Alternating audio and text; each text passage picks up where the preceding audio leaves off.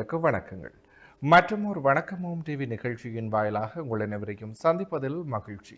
இன்றைக்கு புலர்ந்திருக்கக்கூடிய பொழுதானது அனைவரது வாழ்விலும் மங்களமும் சுபீட்சமும் நல்ல பல சுப காரியங்கள் நடைபெறக்கூடிய நல்லதொரு நாளாக அமைய எல்லாம் வல்ல இறைவனை பிரார்த்திப்பதோடு இன்றைய தினத்திலே பல சுப காரியங்களில் ஈடுபட்டு கொண்டிருக்கக்கூடிய நேயர்கள் சொந்தங்கள் அனைவருக்கும் ஓம் தொலைக்காட்சி சார்பாக வாழ்த்துக்களையும் கூறிவிட்டு இன்றைய இந்த நிகழ்ச்சியினுடைய முதற் பகுதியான இன்றைய நாள் தொடர்பான தகவல் பகுதியுடன் இணைந்திருக்கலாம்.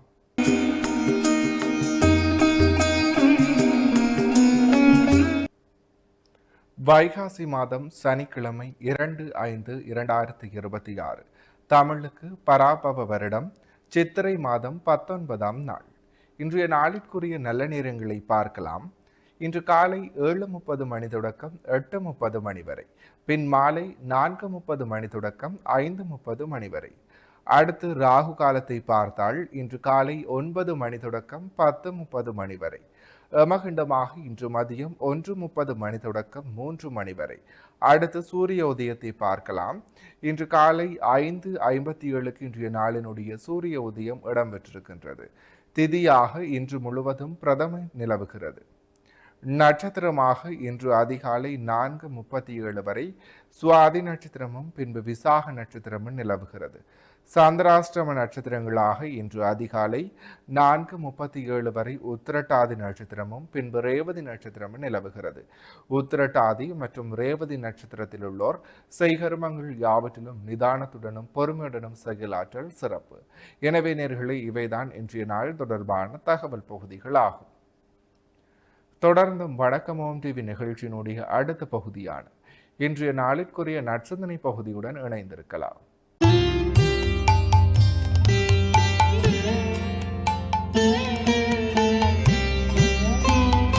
ஓம் லோகவீரம் மகாபூஜ்யம் சர்வரக்ஷாஹரம் விபும் பார்வதீகிருதயானந்தம் சாஸ்தாரம் பிரணமாம்யகம்.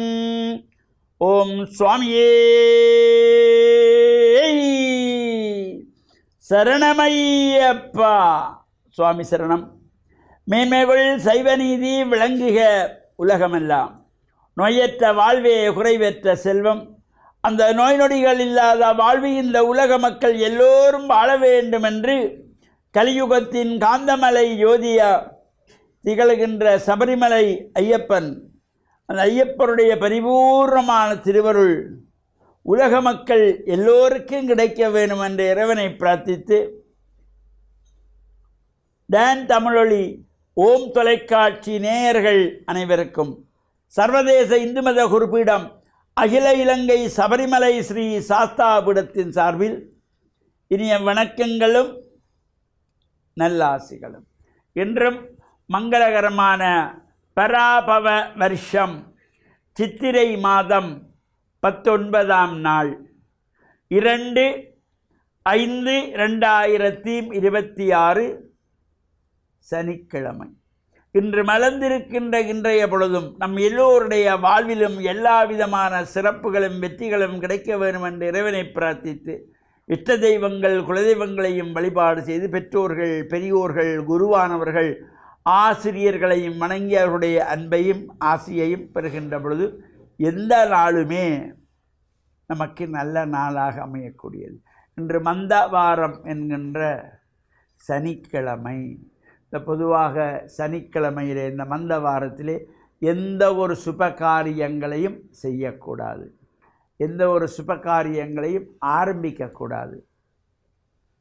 ஒரு திருமணமாக இருக்கட்டும், ஒரு கிரகப்பிரவேசமாக இருக்கட்டும், அல்லது ஒரு ஆலயத்தின் கும்பாபிஷேகமாக இருக்கட்டும், இந்த நாள் பார்ப்பது கூட சனிக்கிழமையில் போகக்கூடாது. முகூர்த்தம் எடுப்பதற்கு சனிக்கிழமையில் செல்லக்கூடாது. அவ்வாறு இந்த மந்த வாரம் என்பது எந்த ஒரு சுப காரியங்களும் செய்யக்கூடாத நாள். இது நம்மில் பலரும் நாம் புரிந்து கொள்வதில்லை. எல்லோரும் நமக்கு விடுமுறை வேண்டும் என்று சனிக்கிழமையிலே திருமணம் வைத்தால் வருகின்ற உறவுகளெல்லாம் நின்று ஞாயிற்றுக்கிழமை நின்று விடுமுறையிலே செல்லுவார்கள் என்ற எண்ணத்திலே செய்கிறார்களே தவிர, சனிக்கிழமையில் எந்த ஒரு சுபகாரியத்தை செய்தாலும் அது விருத்தியாகாது என்பதை பலரும் உணர்ந்து கொள்வதில்லை. சனிக்கிழமையில் எந்த ஒரு காரியம் செய்யப்படாது. இறை வழிபாடுகள், சனீஸ்வர பகவானுடைய வழிபாடுகள், ஐயப்பன் வழிபாடுகள் இவற்றை செய்யலாம். அடுத்து சனிக்கிழமையில் ஔவையார் சொன்ன மாதிரி, தமிழ் மூதாட்டி ஔவை சொன்ன சனி நீராடு, எண்ணெய் வைத்து தலைக்கு மூழ்கி அன்று உடலிலே இருக்கின்ற இந்த வெப்பத்தினை தணிக்கக்கூடியது. அதனாலே தான் சனி நீராடு என்று ஔவை அழகாக சொன்னார். அவ்வாறு சிறப்போடு கூடிய இந்த சனிக்கிழமை சுபகாரியங்கள் செய்யக்கூடாது. இறை வழிபாடுகள், உடல் முழுக்க நாம் எண்ணெய் தேய்த்து ஸ்நானம் செய்வதற்கு, சனீஸ்வர பகவானுக்கு எள்ளெண்ணெய் தீபம் ஏற்றி வழிபாடு செய்வதற்கு சிறப்பாக அமைந்திருக்கும். நாளைய தினம் ஞாயிற்றுக்கிழமை இந்த காண்டாவனம் என்கின்ற அக்னி நாள் ஆரம்பம், கத்திரி வெயில் என்று சொல்லிக்கொள்வார்கள். அவ்வாறு அந்த காண்டாவனத்திலே பொதுவாக சுபகாரியங்கள் செய்யக்கூடாது, திருமணங்கள் செய்யக்கூடாது, ஒரு ஆலயத்திலே கும்பாபிஷேகங்கள் செய்யக்கூடாது, வீட்டிலே இருக்கின்ற மரம் செடிகளை வெட்டக்கூடாது. இந்த கத்திரி வெயில் என்கின்ற காண்டாவன காலத்திலே இவ்வாறெல்லாம் செய்யக்கூடாது என்பதெல்லாம் முன்னோர்கள் சொல்லி வைத்தார்கள். நாளைய தினம் இரவு இந்த காண்டாவனம் ஆரம்பமாகின்றது. அவ்வாறு இந்த காண்டாவன காலத்திலே நாம் இவ்வாறான சுபகாரியங்கள் எதுவும் செய்யக்கூடாத நாள் என்பதனை நம் முன்னோர்கள் அழகாக விளக்கியுள்ளார்கள். அது தொடர்பாக நாம் தொடர்ந்தும் வருகின்ற நாட்களிலே சிந்திப்போம் என்று கூறி, இவ்வாறு இந்த இறை வழிபாட்டில் நாம் ஈடுபட்டு இறையருளையெல்லாம் பூர்ணமாப்படுகின்ற வகையிலே இந்த சனிக்கிழமையிலே சனீஸ்வர பகவானையும் வழிபட்டு சபரிமலை ஐயப்ப சுவாமியினுடைய அருளையும் பெற்று மண்ணில் நல்ல வண்ணம் வாழ டான் தமிழொலி ஓம் தொலைக்காட்சி நேயர்கள் அனைவருக்கும் சர்வதேச இந்து மத குருபீடம் அகில இலங்கை சபரிமலை ஸ்ரீ சாஸ்தாபுடத்தின் சார்பில் நல்ல ஆசிகளை கூறிக்கொள்வதில் மனமகிழ்வு கொள்கிறோம். சர்வே ஜனாக சுக்கினோ பவந்து, சமஸ்த சன்மங்களானி சுபம். இன்றைய நாளுக்குரிய சைவ சமய நற்சந்தனை பகுதியை சிறப்பான முறையில் வழங்கிய ஆன்மீக அருள்ஜோதி ஸ்ரீ ஐயப்பதாச சாம்பசிவ சிவாச்சாரியார் ஐயா அவர்களுக்கு மனம் கனிந்த நன்றிகள். தொடர்ந்தும் நிகழ்ச்சியிலே இன்றைய நாளிற்குரிய ராசிபலன் பகுதியுடன் இணைந்திருக்கலாம்.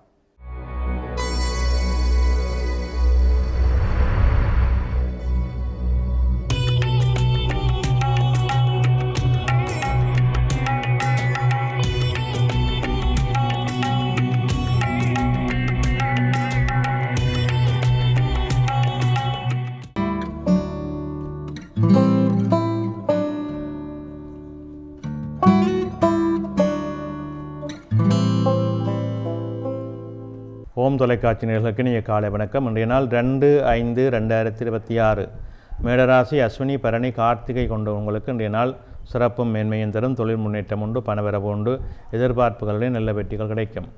இடபராசி கார்த்திகை 2, 3, 4, ரோகிணி மிருகச்சிடம் 1, 2 கொண்டவங்களுக்கு இன்றைய நாளிலே சற்று மந்த நிலை இருக்கும்.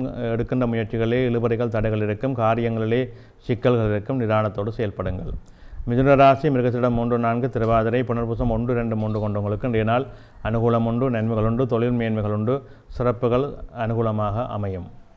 கடகராசி புனர்பூசம் 4, பூசம் ஆயில்யம் கொண்டவங்களுக்கு இன்றைய நாளே சற்று சிரமங்கள் இருக்கும், தடைகள் இருக்கும், மந்த நிலை இருக்கும், மனச்சஞ்சலம் இருக்கும், நிதானம் தேவை. சிம்மராசி மகம் பூரம் உத்தரம் 1 கொண்டவங்களுக்கு இன்றைய நாளே அலைச்சல் நிலை அதிகமாக இருக்கும், மந்த நிலைகள் அதிகமாக இருக்கும், எடுக்கின்ற காரியங்களிலே இழுபறிகள் இருக்கும். அதற்கேற்ப நிதானத்தோடு செயல்படுங்கள். கன்னிராசி உத்தரம் 2, 3, 4, அத்தம் சித்திரை 1, 2 கொண்டவங்களுக்கு இன்றைய நாள் வெற்றியும் மேன்மையும் தரும். தொழில் முன்னேற்றம் உண்டு, பணவரவு திருப்திகரமாக இருக்கும். துலாம் ராசி சித்திரை 3, 4, சுபாரி விசாகம் 1, 2, 3 கொண்டவங்களுக்கு இன்றைய நாளிலே சிறப்பும் மேன்மையும் உண்டு, பணவரவு திருப்திகரமாக இருக்கும், மனமகிழ்வு இருக்கும், எதிர்பாராத வெற்றிகள் கிடைக்கும். விருச்சிக ராசி விசாகம் 4, அனுசம் கேட்டை கொண்டவங்களுக்கு இன்றைய நாள் நல்ல சிறப்புகளை கொடுக்கும், மேன்மைகளை கொடுக்கும், தொழில் முன்னேற்றங்கள் சிறப்பாக இருக்கும். தனுசு ராசி மூலம் பூராடம் உத்திராடம் 1 கொண்டவங்களுக்கு இன்றைய நாளே சற்று மந்த நிலை இருக்கும், காரியங்கள் இழுபறிகள் இருக்கும், தடைகள் இருக்கும். அதற்கேற்ப நிதானத்தோடு செயல்பட வேண்டும். மகர ராசி உத்திராடம் 2, 3, 4, திருவோணம் அவிட்டம் 1, 2 கொண்டவங்களுக்கு இன்றைய நாள் மேன்மையின் நன்மையின் தரும், தொழில் முன்னேற்றம் உண்டு, பணவரவு உண்டு, எதிர்பார்ப்புகளிலே வெற்றிகள் கிடைக்கும். கும்பராசி அவிட்டம் 3, 4, சதயம் புரட்டாதி 1, 2, 3 கொண்டவங்களுக்கு இன்றைய நாளிலே நல்ல அனுகூலம் உண்டு, வெற்றிகள் உண்டு, தொழில் சார்ந்த முன்னேற்றங்கள் சிறப்பாக இருக்கும். மீனராசி புரட்டாதி 4, உத்திரட்டாதி ரேவதி கொண்டவங்களுக்கு இன்றைய நாளிலே சற்று சிரமங்கள் இருக்கும், தடைகள் இருக்கும், காரியங்களிலே மந்த நிலைகள் இருக்கும், நிதானத்தோடு செயல்பட வேண்டும்.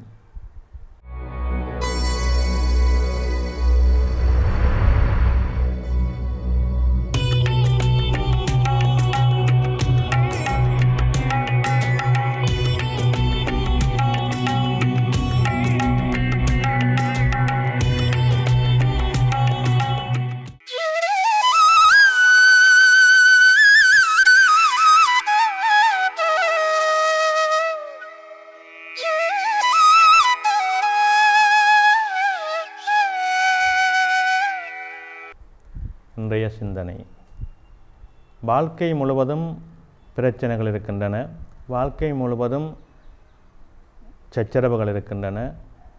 ஒரு படி எடுத்து வைத்தால் அடுத்த படி எடுத்து வைப்பதற்கு சிரமங்கள் இருக்கின்றன. என்னடா இது வாழ்க்கை என்று வாழ்க்கையை வெறுக்கின்ற ஒரு சில அன்பர்கள் இருக்கின்றார்கள். ஏன் இப்படி நடக்கின்றது எங்களுக்கு மட்டும் என்ற சிந்தனையை மட்டும் அவர்கள் தங்களுக்குள்ளே பெரிதாக வளர்த்து கொண்டிருப்பார்கள். எங்களுக்கு மட்டும்தான் இப்படி நடக்கின்றது, எங்களுக்கு மட்டும்தான் இப்படி நடக்கின்றது, இது ஏன் என்ற கேள்வி அவர்களுக்குள்ளே விழுந்து கொண்டே இருக்கும். ஒன்றை மட்டும் சிந்தியுங்கள். உங்களுக்கு ஒரு பிரச்சனை வருகிறது என்றால் அந்த பிரச்சனை எங்கிருந்து வருகின்றது, ஏன் வருகின்றது? ஒருவர் தொடர்ந்து ஒரு பிரச்சனைக்குள்ளே ஆளாக்கப்படுகிறார் என்றால் அது அவருடைய தவறா, இல்லை அவரை சூழ்ந்திருக்கின்றவர்கள் தவறா, இல்லை அவருக்கு கிடைத்த பிறவி பயனா? அந்த 3 நிலைகளை நாங்கள் முன்னுதாரணமாக கொள்ள வேண்டும். ஒன்று, அவருடைய அந்த நடைமுறை பிரச்சனைகள் ஒன்று இருக்கின்றது. எல்லோரோடும் பகைமை, எல்லோரோடும் பிரச்சனை, வாழ்க்கையிலே ஒரு சந்தோஷமில்லாத தன்மை, இது தொடருகிறதென்றால் எங்களுக்குள்ளே ஒரு பலவீனம் இருக்கின்றது என்பதை முதலிலே நாங்கள் கண்டுகொள்ள வேண்டும். எங்களுடைய பிரச்சனை தான் இதுக்கு ஆணித்தனமாக காரணமாக இருக்கின்றதா என்பதை நாம் நம்மை பரிசோதனை செய்து கொள்ள வேண்டும். எங்களுடைய சூழல், நாங்கள் பழகுகின்றவர்கள் தொடர்ந்தும் எங்களுக்கு நல்லவர்களாக, நல்ல மாண்புடையவர்களுடைய பழக்கம் இல்லாத போவதற்கும் ஒரு காரணம் இருக்கின்றது. எங்கள் பிரச்சனைகள் அதிகமாவதற்கு இதுவும் ஒரு காரணமாக அமைந்து விடுகின்றது. எனவே அந்த சூழலை நாங்கள் மாற்ற வேண்டும். எங்களுடைய செயல்பாடுகளிலே தொடர்ந்து ஒரு விடயத்திலே தோல்வி வருகின்றனால் அந்த விடயத்தை பற்றி கொள்வதை தவிர்த்து கொள்ளலாம். அடுத்த கட்டத்துக்கு நாங்கள் செல்ல வேண்டும். எமக்கு இது ஒத்து வராது, இது நமக்கு சரிவராது என்று நாங்கள் எண்ணிக்கொண்டோமானால் நாங்கள் அடுத்த நமக்கு சரிவரக்கூடிய விடயத்திலே நாங்கள் எமது செயல்பாடுகளை தொடர வேண்டும். பிரச்சனை இல்லாத மனிதனே உலகத்தில் இருக்க முடியாது. எல்லோருக்கும் பிரச்சனைகள் இருக்கும். ஆனால் அந்த பிரச்சனைகளை கையாள்வதிலே தான் மனிதன் தன்னுடைய புத்திசாலித்தனத்தை செயல்படுத்த வேண்டும். ஒவ்வொருவனுக்குள்ளேயும் பிரச்சனை இருக்கின்றது, ஒவ்வொருவருக்குள்ளேயும் சிக்கல்கள் இருக்கின்றன. அதை கையாளுகின்ற விதம் இருக்கின்றது அல்லவா, அதுதான் மிக நுட்பமான உன்னதமான வழிமுறை. இயல்பாகவே நாங்கள் ஒரு குடும்பத்திலே வாழ்கின்றோம் என்றால் அந்த குடும்பத்திலே இருக்கின்ற எமது தாய் தந்தையர்கள், சகோதரர்கள், உறவினர்கள், அவர்களோடு முதலிலே நல்ல விதத்திலே பழக நாங்கள் கற்றுக்கொள்ள வேண்டும். நாங்கள் எங்களுடைய நடைமுறைக்கு ஒவ்வாத நடைமுறைகளிலே அவர்கள் இருந்தாலும் நாங்கள் அவர்களை நல்ல சீர்படுத்துவதற்கு எங்களுடைய நடைமுறை மூலமாகவே மாற்றிக்கொள்ளக்கூடிய வாய்ப்புகள் அதிகமாக இருக்கின்றன. நமக்கு அதை ஒத்து வரவில்லை என்றால் அமைதியாக ஒதுங்கி போய் நாங்கள் வேறு விதங்களை கற்றுக்கொள்ளலாம், வேறு விதங்களை பார்த்து கொள்ளலாம்.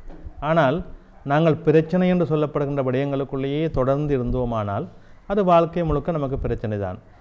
நமக்கு சரிவராத ஒரு விடயத்தை, நமக்கு சிக்கல் தருகின்ற ஒரு விடயத்தை தொடர்ந்து பற்றி கொள்ளாதீர்கள். அது உங்களுக்கு தொடர் பிரச்சனையாகத்தான் இருக்கும். மாற்றத்தை எதிர்கொள்ளுங்கள். இந்த விடயத்திலிருந்து நாங்கள் அடுத்த விடயத்துக்கு மாற வேண்டும். எங்களுடைய மனோநிலையை மாற்ற வேண்டும். நாங்கள் எப்பொழுதுமே எதிர்மறையான சிந்தனைகளை மனதிலே கொண்டு போமானால் அது வாழ்க்கை முழுக்க எங்களுக்கு சோகத்தையும் பிரச்சனையும் தந்து கொண்டு தான் இருக்கும். இது நீதி சாஸ்திரம் அழகாக சொல்லுகின்றது. எனவே நாங்கள் சிந்தனைகளை நேர்மையாக்க வேண்டும், செயல்பாடுகளை சிறப்பாக்க வேண்டும். இது ரெண்டும் எங்களுக்கு மிக முக்கியமானது. பிரச்சனை என்று நாங்கள் அதையே நினைத்து கொண்டிருக்காமல் அடுத்த வழிக்கு எம்மை நாம் தயார்படுத்தி கொள்ள வேண்டும். இறைவன் ஒவ்வொருவருக்கும் நல்ல வழி வைத்திருக்கின்றான். ஆனால் நீங்கள் தான் அதை சிந்திக்க வேண்டும். எல்லாவற்றுக்கும் எல்லோரும் வந்து பக்கத்தில் நின்று உதவி செய்ய மாட்டார்கள். எங்களுடைய சுய புத்தி, எங்களுடைய ஆளுமை, எங்களுடைய மேன்மை இவற்றை நாங்கள் நன்றாக பயன்படுத்தித்தான் வாழ்க்கையிலே முன்னிலையை அடைய வேண்டும். நன்றி.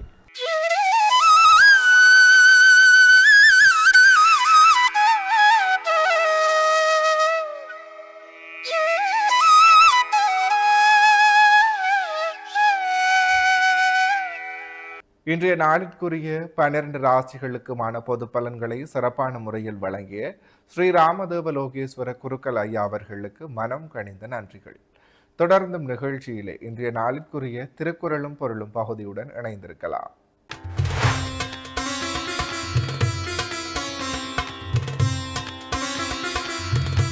இணைந்திருக்கின்றோம் இன்றைய நாளிற்குரிய திருக்குறளும் பொருளும் பகுதியுடன். அந்த வகையிலே இன்றைய நாளிற்குரிய குறளும் பொருளுமாக விசும்பின் துளி வீழின் அல்லால் மற்றாங்கே பசும்புல் தலை காண்பு அரிது. இக்குறளினுடைய பொருளாக வானத்திலிருந்து மழை துளி வீழ்ந்தால் அல்லாமல் உலகத்தில் ஓரறிவாகிய பசும்புல்லின் தலையையும் காண முடியாது. இக்குறளையும் பொருளையும் மீண்டும் ஒருமுறை பார்க்கலாம். விசும்பின் துணி வீழின் அல்லால் மாற்றாங்கே பசும்புல் தலை காண்பு அரிது.